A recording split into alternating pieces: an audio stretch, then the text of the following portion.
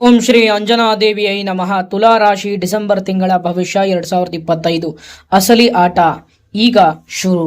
ಅದೃಷ್ಟ ಆರಂಭ.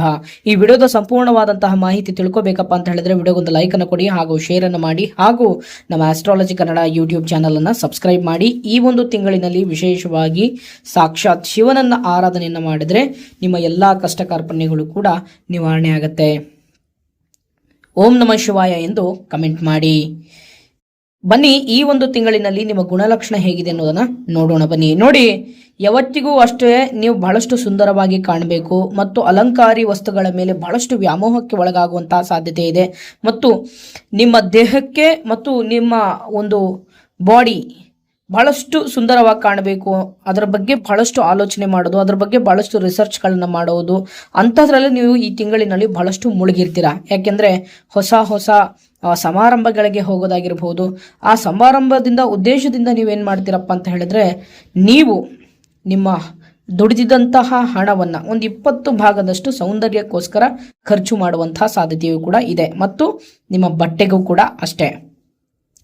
ಮತ್ತೆ ಇನ್ನೊಂದೇನಪ್ಪ ಅಂತ ಹೇಳಿದ್ರೆ, ಇನ್ನೊಂದು ಏನಂತ ಹೇಳಿದ್ರೆ, ನಿಮ್ಮ ಜೀವನದಲ್ಲಿ ನೀವು ಬಹಳಷ್ಟು ಯಶಸ್ಸನ್ನ ಪಡಿಬೇಕು, ಒಂದು ದೊಡ್ಡ ಪ್ರಮಾಣದಲ್ಲಿ ಏಳಿಗೆ ಆಗಬೇಕು ಅನ್ನುವಂತಹ ಒಂದು ಮನಸ್ಥಿತಿ ನಿಮ್ಮದಾಗಿರ್ತಕ್ಕಂಥದ್ದು. ಮತ್ತು ನಿಮ್ಮದು ಕಾಲಕ್ಕೆ ತಕ್ಕಂತೆ ಅನುಭವಿಸಬೇಕು ಅನ್ನುವಂಥ ಒಂದು ಮನಸ್ಥಿತಿ ನಿಮ್ಮದಾಗಿರ್ತದೆ.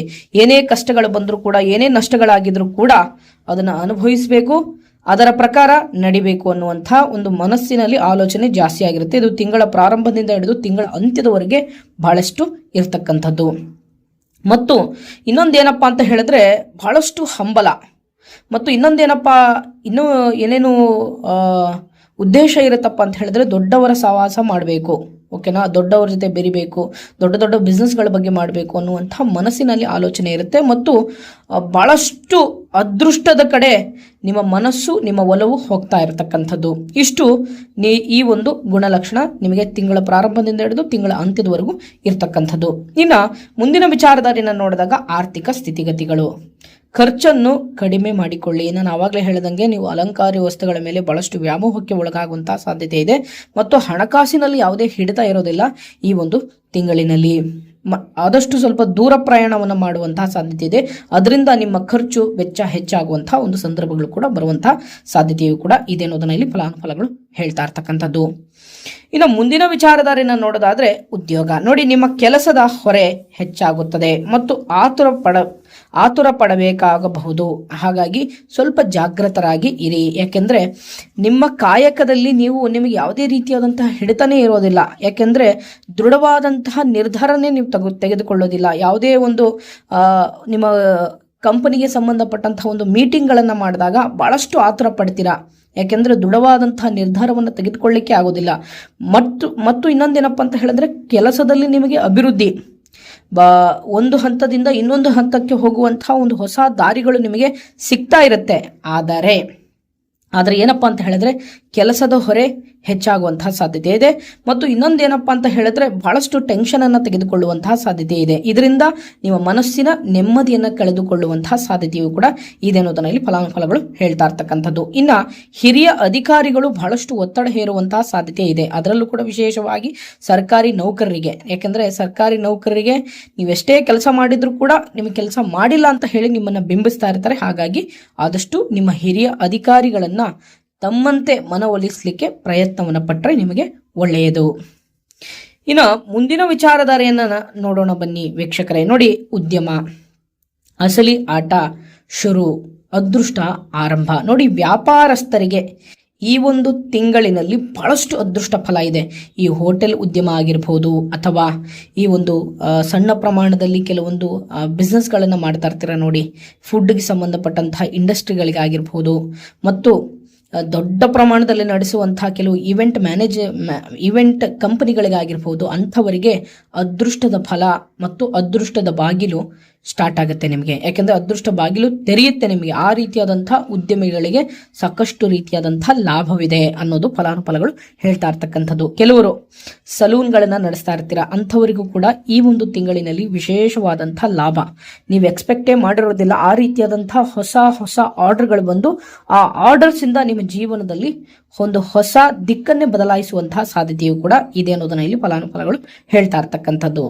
ಮತ್ತು ಇನ್ನೊಂದೇನಪ್ಪ ಅಂತ ಹೇಳಿದ್ರೆ ಬಹಳಷ್ಟು ರೀತಿಯಾದಂತಹ ಪ್ರಗತಿಯನ್ನ ಹೊಂದುವಂತಹ ಸಾಧ್ಯತೆಯೂ ಕೂಡ ಇದೆ ಉದ್ಯಮಿಗಳಿಗೆ. ನೋಡಿ, ಅದು ಸಣ್ಣ ಪ್ರಮಾಣದ ಉದ್ಯಮಿ ಆಗಿರಬಹುದು ಅಥವಾ ದೊಡ್ಡ ಪ್ರಮಾಣದ ಉದ್ಯಮಿಗಳೇ ಆಗಿರಬಹುದು, ಆದಷ್ಟು ಈ ಅಲಂಕಾರಿ ವಸ್ತುಗಳು ಅಥವಾ ಫುಡ್ ಇಂಡಸ್ಟ್ರಿಯಲ್ಲಿ ಇರ್ತಕ್ಕಂಥವರಿಗೆ ಸಾಕಷ್ಟು ರೀತಿಯಾದಂತಹ ಲಾಭವಿದೆ ಅನ್ನೋದನ್ನ ಇಲ್ಲಿ ಫಲಾನುಫಲಗಳು ಹೇಳ್ತಾ ಇರ್ತಕ್ಕಂಥದ್ದು. ಮತ್ತು ಈ ದಿನಸಿ ವ್ಯಾಪಾರಸ್ಥರಿಗೆ ಇನ್ನು ಮುಂದಿನ ವಿಚಾರಧಾರೆಯನ್ನ ನೋಡೋಣ ಬನ್ನಿ. ನೋಡಿ, ಕೌಟುಂಬಿಕ ಜೀವನದಲ್ಲಿ ಅಂದ್ರೆ ವೈಯಕ್ತಿಕ ಜೀವನದಲ್ಲಿ ನೀವು ತೊಂದರೆಗಳನ್ನು ಎದುರಿಸಬಹುದು.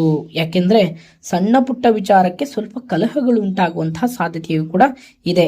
ಆದಷ್ಟು ನೀವು ಧೈರ್ಯದಿಂದ ಇದ್ದಷ್ಟು ನಿಮಗೆ ಒಳ್ಳೆಯದು. ನಿಮ್ಮಿಬ್ಬರ ಒಂದು ಬಾಂಧವ್ಯಕ್ಕೆ ಮೂರನೇ ವ್ಯಕ್ತಿಗಳ ಪ್ರವೇಶದಿಂದ ನಿಮ್ಮ ಕೌಟುಂಬಿಕ ಜೀವನಕ್ಕೆ ಸ್ವಲ್ಪ ಪೆಟ್ಟು ಬೀಳುವಂತಹ ಸಾಧ್ಯತೆಯೂ ಕೂಡ ಇದೆ.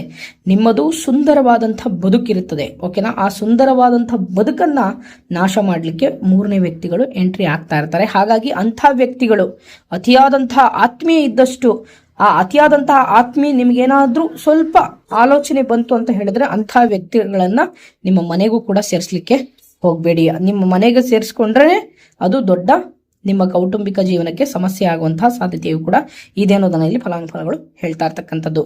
ಭೂಮಿ ಮತ್ತು ಆಸ್ತಿಗೆ ಸಂಬಂಧಿಸಿದ ವಿವಾದಗಳು ನಿಮಗೆ ಕಳಂಕವನ್ನು ಉಂಟು ಮಾಡುತ್ತದೆ. ಸ್ವಲ್ಪ ಜಾಗ್ರತೆಯಿಂದ ಇರಿ. ಆದಷ್ಟು ನಿಮ್ಮ ಆಸ್ತಿಯನ್ನ ರಕ್ಷಣೆಯನ್ನ ಮಾಡಲಿಕ್ಕೆ ಹೊಸ ಹೊಸ ಯೋಜನೆಗಳನ್ನ ರೂಪಿಸ್ತಾ ಇರಿ, ನಿಮಗೆ ಲಾಭಕರವಾಗುತ್ತೆ ಅನ್ನೋದನ್ನ ಇಲ್ಲಿ ಫಲಾನುಫಲಗಳು ಹೇಳ್ತಾ ಇರ್ತಕ್ಕಂಥದ್ದು. ಇನ್ನ ಮುಂದಿನ ವಿಚಾರಧಾರೆಯನ್ನ ನೋಡೋಣ ಬನ್ನಿ. ನೋಡಿ, ಪ್ರೇಮ ಜೀವನದಲ್ಲಿ ನೀವು ಸ್ಪಷ್ಟ ಬದಲಾವಣೆಗಳನ್ನು ನೋಡಲು ಪ್ರಾರಂಭಿಸುತ್ತೀರಾ. ಅಂದರೆ ನಿಮ್ಮ ಇಚ್ಛೆ ಪಟ್ಟವರು ಎಲ್ಲೋ ಏನೋ ಸ್ವಲ್ಪ ತಪ್ಪುಗಳನ್ನ ಮಾಡ್ತಾ ಇದ್ರೆ ನೀವು ಅವರನ್ನ ಬದಲಾವಣೆಯನ್ನ ಮಾಡಲಿಕ್ಕೆ ಪ್ರಯತ್ನವನ್ನ ಮಾಡ್ತೀರಾ. ಅಥವಾ ನಿಮ್ಮಲ್ಲಿ ಏನಾದರೂ ಸ್ವಲ್ಪ ತೊಂದರೆಗಳು ಇದ್ದರೆ ನೀವು ಅದನ್ನ ಬದಲಾವಣೆ ಆಗ್ಲಿಕ್ಕೆ ಸ್ವಲ್ಪಷ್ಟು ಪ್ರಯತ್ನಗಳನ್ನ ಮಾಡ್ತೀರಾ. ಆ ಪ್ರಯತ್ನ ಒಳ್ಳೆಯ ರೀತಿಯಲ್ಲಿ ಫಲ ಕೊಡುತ್ತದೆ. ಹಾಗಾಗಿ ಬಹಳಷ್ಟು ರೀತಿಯಾದಂತಹ ಶುಭದಾಯಕವಾದಂತಹ ಯೋಗ ಫಲ ಇದೆ ಅನ್ನೋದನ್ನ ಇಲ್ಲಿ ಫಲಾನುಫಲಗಳು ಹೇಳ್ತಾ ಇರ್ತಕ್ಕಂಥದ್ದು. ಇನ್ನು ಮುಂದಿನ ವಿಚಾರಧಾರೆಯನ್ನ ನೋಡೋಣ ಬನ್ನಿ. ನೋಡಿ, ಆರೋಗ್ಯದಲ್ಲಿ ಸ್ವಲ್ಪ ಕಾಲುಗಳು ಸ್ವಲ್ಪ ಊತ ಬರುವಂತಹ ಸಾಧ್ಯತೆಯೂ ಕೂಡ ಇದೆ. ಆರೋಗ್ಯದಲ್ಲಿ ಯಾವುದೇ ರೀತಿಯಾದಂತಹ ತೊಂದರೆ ಇಲ್ಲ. ಕಾಲಿಗೆ ಸಂಬಂಧಪಟ್ಟಂತಹ ವ್ಯಾಧಿ ಇದ್ದವರು ಸ್ವಲ್ಪ ಜಾಗೃತರಾಗಿರಿ ಅನ್ನೋದನ್ನ ಇಲ್ಲಿ ಫಲಾನುಫಲಗಳು ಹೇಳ್ತಾ ಇರ್ತಕ್ಕಂಥದ್ದು. ಇನ್ನು ಮುಂದಿನ ವಿಚಾರಧಾರೆಯನ್ನ ನೋಡಿದಾಗ ವಿದ್ಯಾಭ್ಯಾಸ, ಮನೆಯ ಹಿರಿಯರು ನಿಮಗೆ ಬಹಳಷ್ಟು ರೀತಿಯಾದಂತಹ ಸಹಕಾರಿಯಾಗಿರ್ತಾರೆ. ನೀವು ಒಂದು ಒಳ್ಳೆ ಅಂಕವನ್ನ ನೀವು ತೆಗಿತೀರಾ, ಅದರಿಂದ ನಿಮಗೆ ಗೌರವ ಪ್ರಾಪ್ತಿ ಹೆಚ್ಚಾಗುವಂತಹ ಸಾಧ್ಯತೆ ಇದೆ. ಇದರಿಂದ ನಿಮ್ಮ ಮನೆಯ ಹಿರಿಯರು ನಿಮಗೆ ಬಹಳಷ್ಟು ಬೆಂಬಲವಾಗಿ ನಿಂತ್ಕೋತಾರೆ. ನೀವೇನಾದ್ರೂ ವಿದೇಶಕ್ಕೋಸ್ಕರ ವ್ಯಾಸಂಗಕ್ಕೋಸ್ಕರ ನೀವೇನಾದ್ರೂ ಕಷ್ಟವನ್ನ ಪಡ್ತಾ ಇದ್ರೆ ಅಂಥವರಿಗೆ ವಿಶೇಷವಾದಂತಹ ಲಾಭಗಳು ಉಂಟಾಗುವಂತಹ ಸಾಧ್ಯತೆ ಇದೆ. ಮತ್ತು ನೀವು ವಿದೇಶಕ್ಕೋಸ್ಕರ ವ್ಯಾಸಂಗಕ್ಕೆ ಹೋಗ್ತಾ ಇದ್ರಪ್ಪ ಅಂತ ಹೇಳಿದ್ರು ಕೂಡ ನಿಮಗೆ ಬಹಳಷ್ಟು ರೀತಿಯಾದಂತಹ ಲಾಭಕರವಿದೆ ಅನ್ನೋದನ್ನ ಇಲ್ಲಿ ಫಲಾನುಫಲಗಳು ಹೇಳ್ತಾ ಇರ್ತಕ್ಕಂಥದ್ದು. ಇಷ್ಟು ತುಲಾ ರಾಶಿಯ ಡಿಸೆಂಬರ್ ತಿಂಗಳ ಒಂದು ಫಲಾನುಫಲಗಳು. ಈ ವಿಡಿಯೋ ನಿಮಗೆ ಇಷ್ಟ ಆಗಿದ್ರೆ ಲೈಕ್ ಮಾಡಿ, ಶೇರ್ ಮಾಡಿ, ಹಾಗೂ ನಮ್ಮ ಆಸ್ಟ್ರಾಲಜಿ ಕನ್ನಡ ಯೂಟ್ಯೂಬ್ ಚಾನಲ್ ಅನ್ನು ಸಬ್ಸ್ಕ್ರೈಬ್ ಮಾಡಿ. ಈ ಒಂದು ತಿಂಗಳಿನಲ್ಲಿ ಓಂ ನಮಃ ಶಿವಾಯ ಎಂದು ಕಮೆಂಟ್ ಮಾಡಿ ಮತ್ತು ಶಿವನನ್ನ ಆರಾಧನೆಯನ್ನ ಮಾಡಿ. ನಿಮ್ಮ ಎಲ್ಲಾ ಕಷ್ಟ ಕಾರ್ಪಣ್ಯಗಳು ಕೂಡ ದೂರವಾಗುತ್ತೆ. ಒಳ್ಳೆದಾಗ್ಲಿ. ಹರಿ ಓಂ.